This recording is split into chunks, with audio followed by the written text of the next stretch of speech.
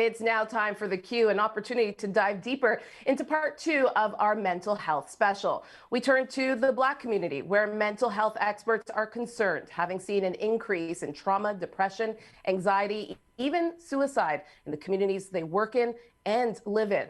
While Canadian statistics on the issue are hard to nail down, according to a report in the Journal of Pediatrics, it's reported that suicide attempts rose 73% between 1991 and 2017 among Black high school students. And mental health experts are concerned as numbers are rising in the wake of the global coronavirus pandemic and the social unrest of 2020. While Black men are usually seen as strong and sick, according to our panel today, Black men are simply crying out for mental health support. Joining me today is Andrew Blackwood. He is a psychotherapist, and Jermaine Morrison is a social worker and mental health advocate. Thank you both for joining us today. Jermaine, I'm going to start with you. Why are Black men seemingly suffering in silence when it comes to mental health? There's a lot of reasons, but what I tend to find with when it comes to mental health is that men are not really supposed to be seen as having sort of issues with their own mind or anything along those lines. Growing up, the expectations, for men, especially Black men, you have to be strong, you have to be tough. Considering the elements of racism and a whole lot of oppressions that they're going to have to face. And so any element of weakness, I think exacerbates the fact that men who are suffering with things like depression or anxiety or panic attacks, they pretty much have nowhere to turn to, and they just get somewhat shunned off to the side if they display or even talk about things like that. Mm. Andrew, in your practice, what are some of the unique issues that Black men face in society that maybe others don't? Well, it's an interesting sense of a lack of safety sometimes when it's in community, right? Like Jermaine was saying, you're supposed to be strong, but then how do you acknowledge that sense of a lack of safety to whether to go somewhere in conversation or just be yourself in a particular place and point of time? So we have that history of oppression and violence and aggression and things that it's part of our worldview, even though many of us might not have experienced a lot of that personal trauma, we still have it with us for generations. So it's got to go somewhere. So now we're at a place where I think there's a good opportunity to be grounded in a more open time where we can actually talk about what we're experiencing, where we can actually learn to understand how things have impacted us from the past so that we can move forward differently. You bring up a good point, Andrew, and I want to hear what you have to say, Jermaine, especially about talking.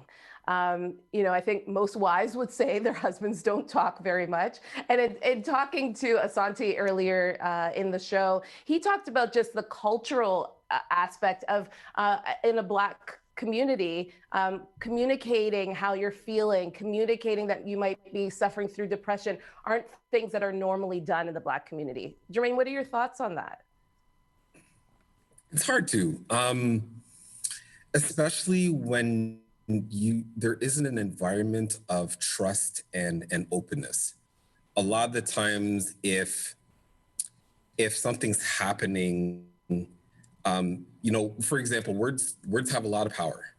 And so when you hear things like it's not a big deal or, almost like suck it up type of attitude towards somebody that's really dealing with something that's traumatic for them, it's really hard to open up. And it's a lot of layers.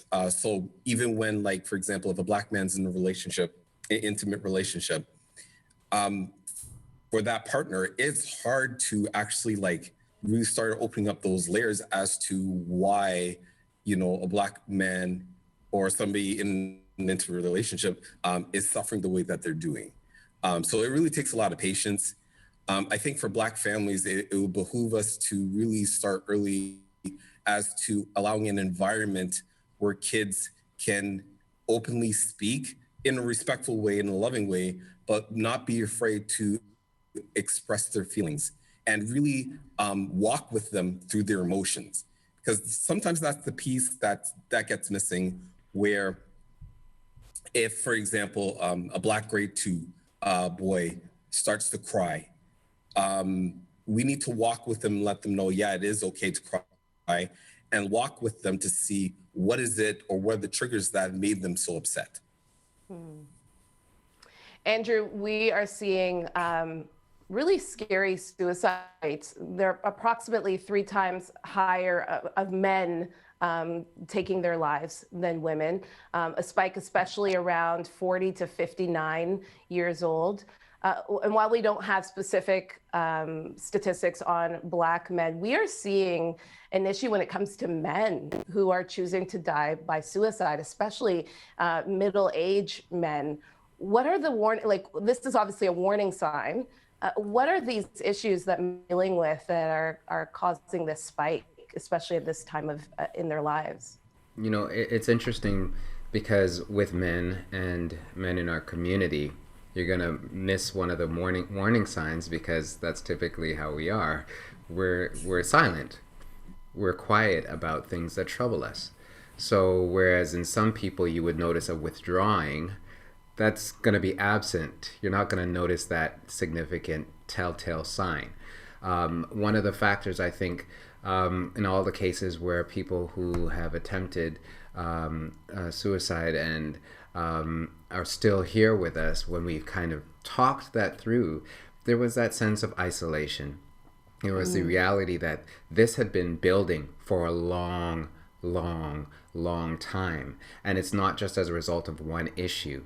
So I think what Jermaine was talking about and what we all been talking about, communication is key. Healthy communication is also healing communication. And I think when we start to understand not just the power of words, but the meaning of words and how that intersects with how we think, right? It's the thoughts that we have over and over and over that really get us stuck. It's the perspective that we have, that we hold. Because anybody that I've talked to, once again, and I can even imagine the people who I haven't had a chance to talk to, there was a sense of powerlessness, an idea that I can't change this, and I am alone in this.